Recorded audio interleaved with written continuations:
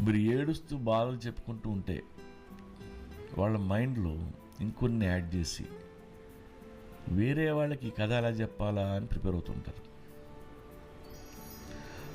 లోపల వాళ్ళకి ఒక గాసిప్ మ్యాటర్ దొరికిందన్న ఆనందంలో ఉంటారు. పైకి మాత్రం మీ మీద ఎంతో కన్సర్న్ చూపిస్తూ మీలాంటి మూడ్ మెయింటైన్ చేస్తూ ఉంటారు. వాడు మీకు హెల్ప్ చేయకపోగా మీ కథ ఊరంతా చెప్తాడు. ఇక్కడ అందరికీ ప్రాబ్లమ్స్ ఉన్నాయి.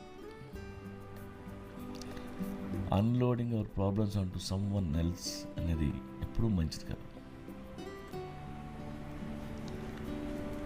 కాంప్లెక్స్ ప్రాబ్లంని ఎక్స్ప్లెయిన్ చేస్తున్నప్పుడు అవతల వాళ్ళలో కూడా ఒక ఎమోషనల్ ఎఫర్ట్ కావాలి.